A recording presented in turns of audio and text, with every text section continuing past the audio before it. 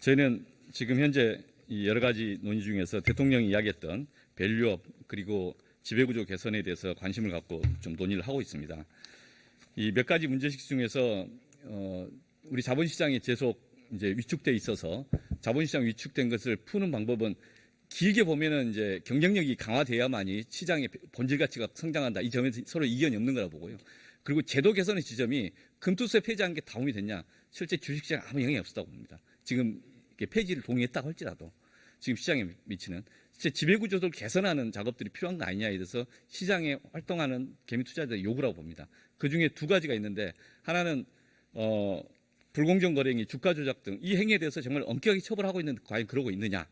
이 공공연하게 이익을 빼가는 횡령 배임 등의 사태에 대한 이제 경찰이나 수사기관의 대응 문제가 하나 있고 또는 이제 주가 조작 불공정 거래 행위 등에서 오늘 또 뭐 이상한 기사들 막 나오지 않습니까? 명태균 이야기하면서 두산 에너빌리티 나오고 계속 의혹과 시장에 대한 불신이 쌓아진다. 그래서 주가 조작이나 이런 것에 대해서 좀 충분한 문제제기를 해야 되는 거 아닌가 이런 게 있습니다. 그 관련된 내용들을 저희가 이제 하나씩 좀 말씀을 드려보겠습니다. 화면부터 한번 말씀드리겠습니다. 지금 이 화면은 그 전에 기재부 장관께도 계속 질의했던 주제입니다.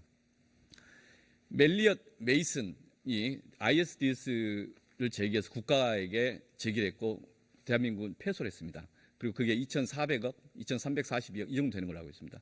이게 합병 과정에서의 국민연금의 잘못된 개입, 국정농단 그로 인해서 나온 책임이지 않습니까? 근데 이에 대해서 이로 인해서 이 삼성물산의 이 승계 과정에 도움이 됐을지 모르겠지만 이익은 사유화되고 손해는 사회화됐습니다. 국민이 이제 손실을 보게 된 거죠. 근데 이게는 대한민국이 손해를 보는 것도 있고 개미 투자자가 손해 보는 게 있습니다. 그래서 전에도 계속 제기했지만 ISDS 지금 구상권 행사해야 되는 거 아닌가? 지금 국민연금은 보건복지부에서 저기에서 구상권을 청구했는데 대한민국은 이걸 할 준비가 돼 있는가? 계속 질의하는데 지금 답변을 제대로 안 하고 있다.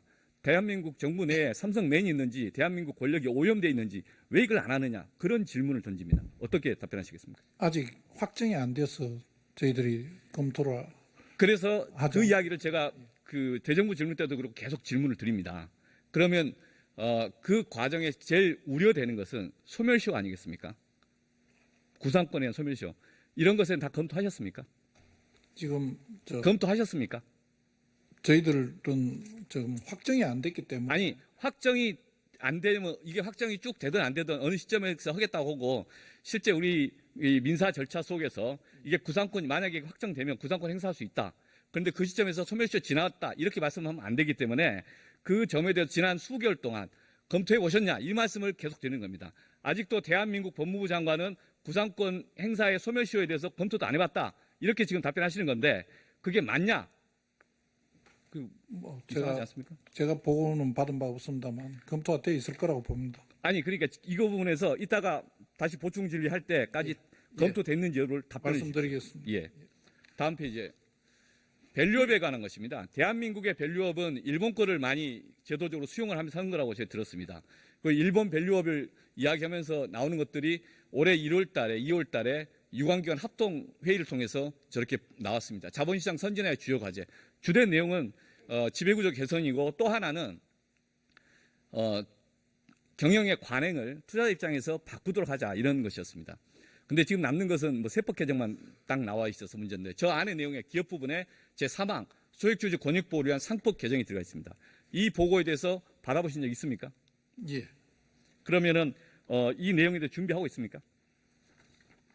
저희들이 정부에서 코리아 디스카운트 해소하기 위해서 여러 가지 노력을 해야 한다. 그중에 주주도 보호해야 한다는 점에 대해서는 공감하고 있고 그 실효적인 방안이 어떤 것이 있을까 다각도로 연구하고 국회에서 논의가 되면 지원할 준비를 하고 있습니다. 11월 달입니다. 2월 달에 저게 나온 겁니다. 그러면 저게 나왔으면 이미 많은 논의가 돼 있을 거고 한동훈 법무부 장관은 작년에 상법 관련 특위를 따로 만들어서 논의를 하고 있었다고 그런 겁니다. 근데 결과가 없어요 지금까지. 그래서 말만 구조개혁, 말만 지배구조개혁이 실제는 이 밸류업 할 마음이 없다. 이런 비판에 대해서 진정성 있게 준비를 하려고 하는 겁니까? 지금 저희들 법무실에서 많은 노력을 하고 있는 것으로 보고를 받았습니다. 예, 그게 이제 언제냐의 문제가 여전히 있습니다. 실제 의지를 표명하는 것과 행동이 전혀 뒷받침되지 않는다면 결국은 안 하겠다는 의지를 간접적으로 표명하는 것이다, 이런 말씀입니다. 다음 페이지. 자본시장 관련해서 불공정 거래 행위에 대해서 여러 가지 문제 제기되는 것들 중에 하나가 이 공소시효 문제입니다. 통상 심리 기간이 약 2년 정도 걸린답니다. 자본시장 관련된 이 불공정 거래 행위에 대해서 일반 경찰 사건은 한 2달이면 된다는 겁니다. 그래서 이 공소시효 좀 연장하자라고 제가 법안을 발의했습니다. 지금 통상 한 10년씩 되는 것 같은데 한 30년씩 해서 형량도 높이고 지금 제가 발의된 것은 공소시효만 연장하는 건데 어떻게 생각하십니까?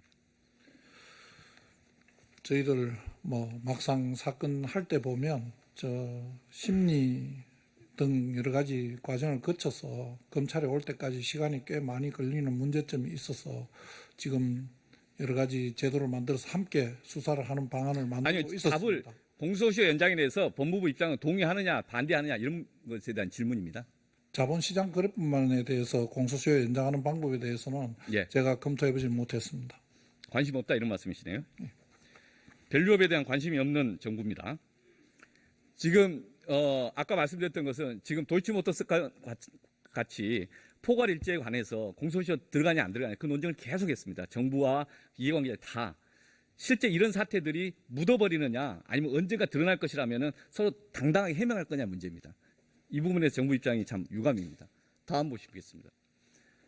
삼성 경영권 승계에 대해서 아까도 말씀드렸지만 이 거래를 통해서 국민연금이 한 2,500억 손해를 봤습니다. 그 10% 지분을 가졌기 때문에. 당시에 일반 주주들도 전부 다 주당 저 정도 13,000원, 3,500원씩 손해를 봤습니다. 이익의 사유와 비용의 사유와 일반 주주들한테 비용을 떠넘기고 대한민국 국민에게 비용을 떠넘기는 이런 사례가 있었습니다. 이런 게 왜 발생하느냐, 이걸 왜 책임을 물을 수 없느냐, 그것에 대해서 지금 상법상 충실 의무 조항이 저것 때문에 나온 거 아니겠습니까? 저 결정을 했던 삼성물산 이사들은 책임을 지느냐, 합병을 하기 때문에 회사 이익이 외부로 누출되는 거 아니니까 주주대표성 안 된다 이런 거 아닙니까? 넘어가겠습니다. 다음 페이지 보시면 고려아연 요즘 대표적인 사안입니다. 고려아연 사례에 대해서 M&A를 하는 과정에서 M&A는 시장에 플레이들끼리 알아서 하면 되는 겁니다.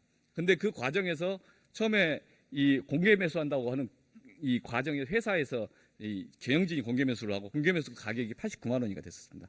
그런데 한 일주일 지나서 유상증자를 한다고 하면서 회사가 유상증자를 하면서 67만 원인가요? 이렇게 한답니다. 그 과정에 이제 이 공시가 제대로 됐느냐 또는 기망을 한 게 아니냐 그런 문제제기에서 지금 다행히 금융감독원에서 문제제기를 하면서 더 이상 악화는 멈춰졌지만 저런 행위가 계속 반복되고 있다는 겁니다. 시장에서 반복된다는 이야기를 제가 고려아연한테만 들은 건 아니고요. 여러 군데 듣고 있습니다. 시장이 이렇게 하니까 투자자들 입장에서 보면은 얼마 전에 공개매수 과정에서 80만 원, 90만 원 이렇게 주식 샀다가 한순간에 그냥 날아가는 겁니다. 야, 이거 한국 시장 못 믿겠다 이런 거 아닙니까? 그러니까 이런 걸 막자는 거 아닙니까? 그 제도 보완을 해야 되는데 준비하고 있냐. 다음 LG화학입니다.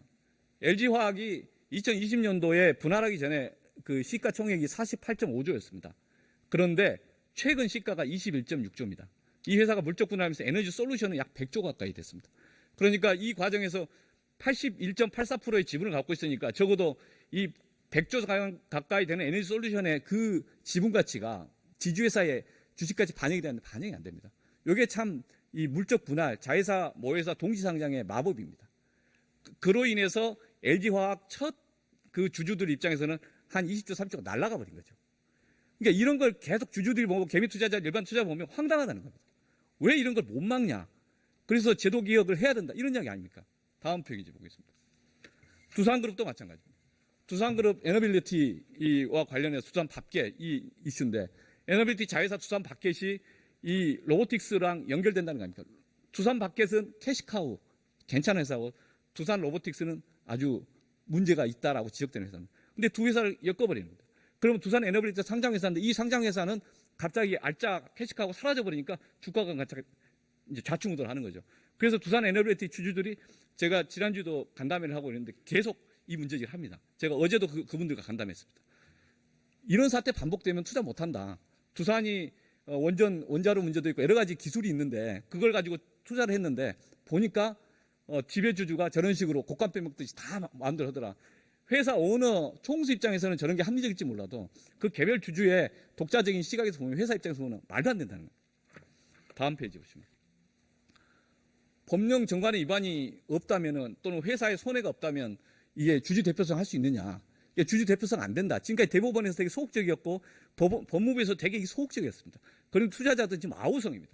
대한민국 투자자 그렇게 많다고 하는데 해법이 없다. 그래서 이사의 주주에 대한 이 뭔가의 잘못된 행태에 대해서 특히 조직 재편 과정에서는 책임을 물어야 된다라고 제기를 하지 않습니까? 그리고 최근에 상법 관련 전문가들도 이야기를 하지 않습니까? 그 대법원에서 지금 이 의견들이 회신이 온 거 다 알고 계시죠? 모르신가요? 이 논의 과정 전혀 모르신가요? 대법원하고 민주당하고 뭐 의견을 주고받은 거에 대해서 간략하게 보고는 받았습니다. 예, 다음 페이지 보십시오. 윤석열 대통령 올해 1월 달에 이런 이야기 했습니다. 소액 주주 이익 제고를 위해서 상법 개정 긍정적으로 하겠다. 그런데 아직까지 법무부에서 구체적인 이야기를 안 하고 있습니다. 말 안 하면 안 하는 겁니다, 실제. 하겠다는 말이 구체적으로 행동으로 결과 안 나오면. 저는 그게 이제 문제제기를 하는 겁니다. 한동훈 장관 작년에 한 장입니다. 이 이야기에 대해서 민주당 의원 질의하는 것 중에 공정한 대우를 받아야 된다. 그 당시에 속기록 보면은 상법상 특별위원회 어떤 팀 꾸려서 열심히 해서 준비하겠다 이렇게 했습니다.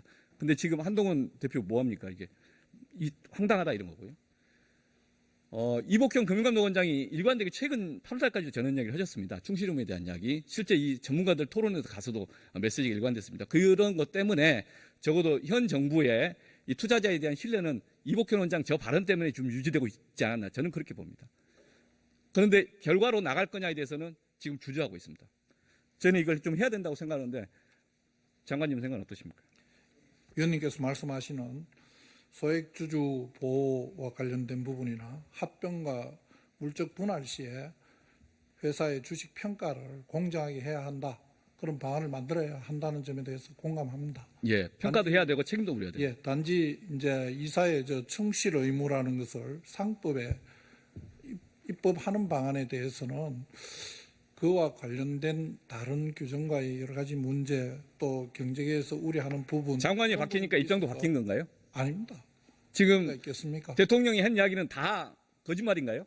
아닙니다. 대통령이 상법 개정하자는 게 충실 의무였습니다. 아닙니다. 저희들도 상법을 어떤 식으로 지금은 하는 게 좋을까? 말이 바뀌고 있다 이런 말씀 지적하는 겁니다.